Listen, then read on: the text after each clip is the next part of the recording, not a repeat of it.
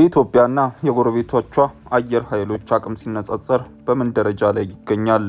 የኢትዮጵያ አየር ኃይል 9ኛ ዓመት ክብረ በዓልን አስመልክቶ ጠቅላይ ሚኒስትር አብይ አህመድ ባደረጉት ንግግር እንደ አውሮፓ 2030 የኢትዮጵያ አየር ኃይልን አቅም ወደ 5ኛ ትውልድ ለማሻገር እቅድ መያዙን ተናግረዋል። 5ኛው ትውልድ ወይም 5th ጄኔሬሽን ዘመነኛ የውጊያ አቅም ያላቸው ምጡቅ የጦር መሳሪያዎችን ያካትታል። ጠቅላይ ሚኒስትሩ በንግግራቸው የኢትዮጵያ አየር ኃይል አቅም የሚገኝበትን ዘመናዊ ቁመና በመግለጽ አገሪቱ ለሚገዳደሩ ኃይሎች ማስጠንቀቂያ አዘል መልእክትንም አስተላልፈዋል። ሚግ 21 ላይ ቆመው የቀሩ ላሏቸው አገራትም ኢትዮጵያ ሉዓላዊነቷንና ጥቅሟን ለማስጠበቅ በተጠንቀቅ የሚጠበቅባትን ጠንካራ የአየር ኃይል እንዳላት የሚጠቁም ንግግርን አድርገዋል። በቀጣይ 5 ዓመታት ውስጥ ኢትዮጵያ አየር ኃይል ዘመናዊ መሳሪያ እንዲሁም በሰው ኃይል ከ4ኛው ትውልድ ወደ 5ኛው ትውልድ እንደሚሻገርም አጠናክረው ተናግረዋል።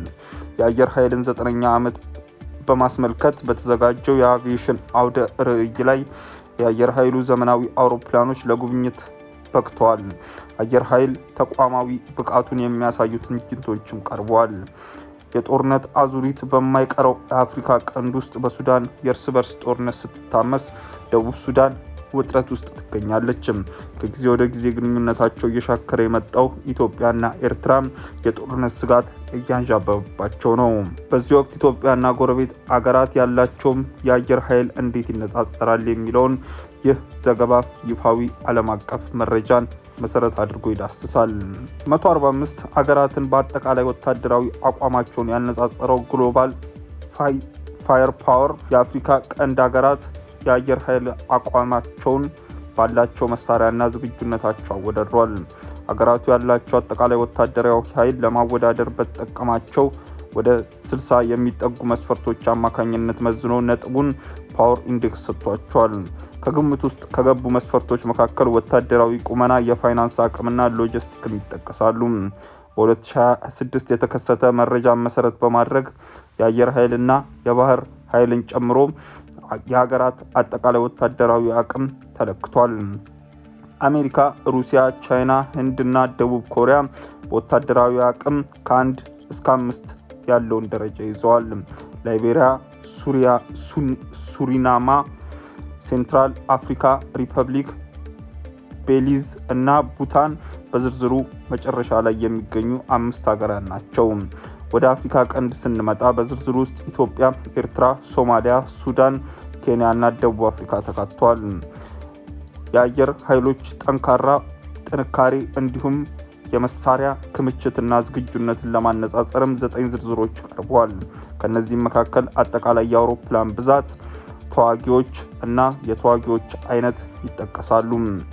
አውሮፕላኖችና ሰው አልባ አውሮፕላን ድሮኖችን ጨምሮ ሌሎችም የአየር ኃይል መሳሪያዎች እንዲሁም የተዋጊዎች ማሰልጠኛ አውሮፕላኖች ይገኙበታል። በተጨማሪም ልዩ ተልዕኮ የሚፈጸሙ አውሮፕላኖችን እና ተዋጊ አውሮፕላኖችና ነዳጅ ጫኝ ተንቀሳቃሾችን አካቷል። በመጨረሻም ሄሊኮፕተሮች እና ጥቃት የሚፈጽሙ ሄሊኮፕተሮችም በዝርዝር ተጠቅሰዋል። ግሎባል ፋየር ፓወር ያካተታቸው መረጃዎች ለመጨረሻ ጊዜ በድረገጹ ላይ በወጡት በአዲሱ አውሮፓ 2016 መግቢያ ላይ ነው። ይህ የሀገራት ወታደራዊ አቅምን የሚመዝነው ተቋም መረጃዎችን የሚያጠናክረው የተለያዩ ይፋዊ የመረጃ ምንጮችን መሰረት በማድረግ መሆኑን ሀገራት በሚስጥር የሚይዟቸውን መረጃዎች አያካትትም። ኢትዮጵያ ከ145 ሀገራት መካከል በወታደራዊ አቅም 47ኛ ደረጃ ላይ ትገኛለች።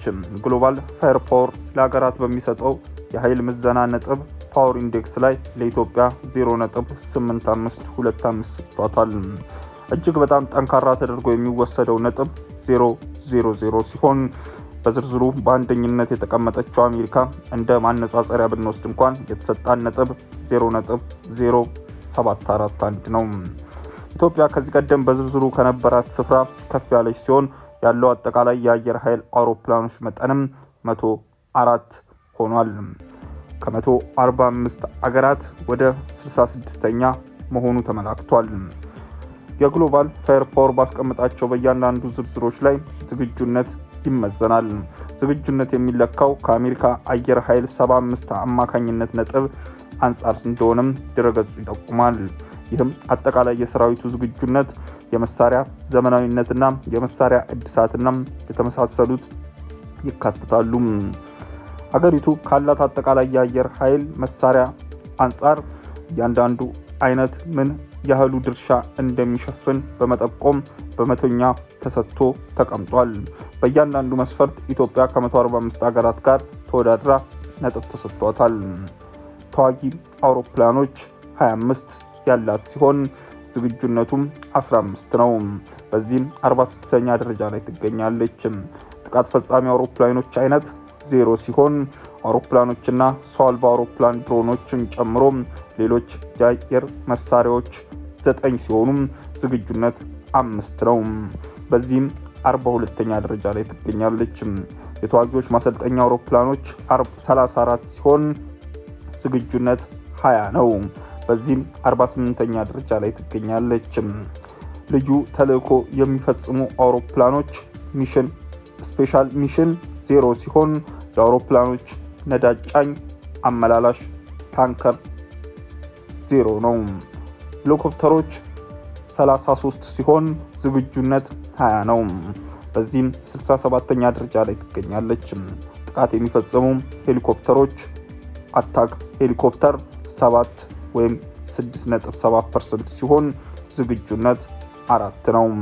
በዚህም 38ኛ ደረጃ ላይ ትገኛለች። ውድ ተመልካቾቻችን በዕለታዊው የዛሬ ውሎ ፕሮግራማችን ይዘንላችሁ የቀረብናቸው ዋና ዋና መረጃዎች እነዚህ ነበሩ። ከፕሮግራሙ ጋር አብሬያችሁ ቆይታ ያደረኩት እኔ አብዲስ አደፋር ነበርኩ። ከሌሎች የኬሎ ሚዲያ ፕሮግራሞች ጋር መልካም ቆይታ።